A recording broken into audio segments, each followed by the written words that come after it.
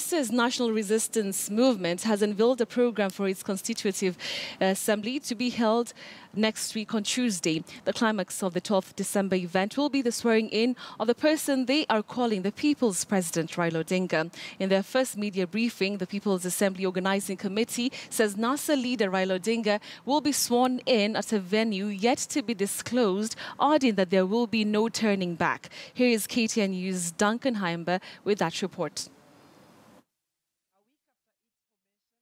NASA's People's Assembly Organizing Committee has emerged, listing what it calls People's Assembly Roadmap. Its constitutive assembly will be held on Tuesday, December 12th, an activity that has 11 items. Among them, we have item number 5 there, which is inauguration of the leadership.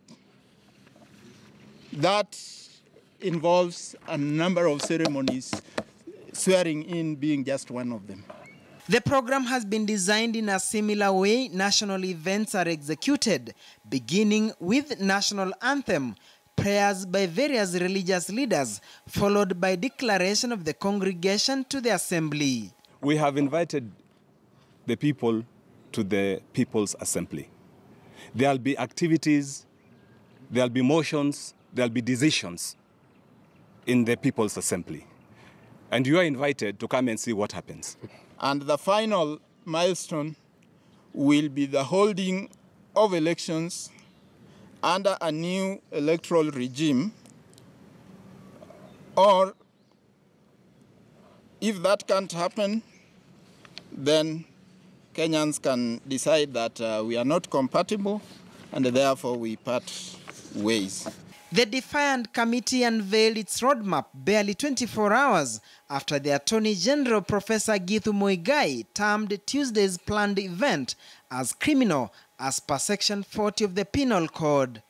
In Article 40 of the Penal Code provides or stipulates that that sort of process is high treason. For a civilian to be charged for an offense of treason under the law as it exists, even under the Colonial Penal Code, is not an easy offense to prove. Up until this moment, we have acted within the confines of the law, and the AG will be hard-pressed to demonstrate where, at any one point in time, the National Resistance Movement, NASA, or indeed the People's Assembly has violated the law. In the think tank in NASA's National Resistance Movement are political radicals and former political detainees in the late 80s and early 90s. People don't become radicals because it's romantic. They act because the prevailing circumstances requires those kinds of actions.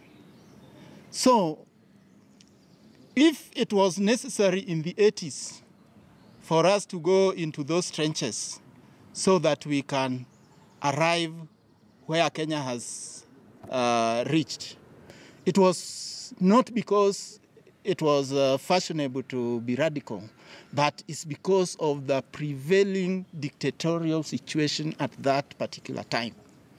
We are witnessing a slow but steady return to those days. And therefore, I don't see why reaction should not be the same. NASA's hardline stand persists amid calls from their Jubilee counterparts that it is time to cease the political fire. It is very important for us to understand that the chapter on elections, who voted for which party, who voted how, that is firmly now behind us. The people of Kenya have made a choice of leaders from across the political divide. It is now our collective responsibility to live up to the aspirations. Even as we are looking at the People's Assembly, pia angalia pesa yetu ambayo inatumika vibaya. Wale wametumia pesa yetu kufanya People's Assembly, inabidi katika ile pesa inapatiwa kaunti za kwao, kwa sababu hiyo ni pesa ambayo imetumika vibaya. Hatutarudi nyuma. Actually, gari la NASA saa hizi haina ile gia ya kurudi nyuma, na kuanzia kesho haitakuwa hata na break, so tunaenda mbele. The team has refused to reveal the venue for Odinga's swearing, at least for now. Duncan Hemba, KTN News.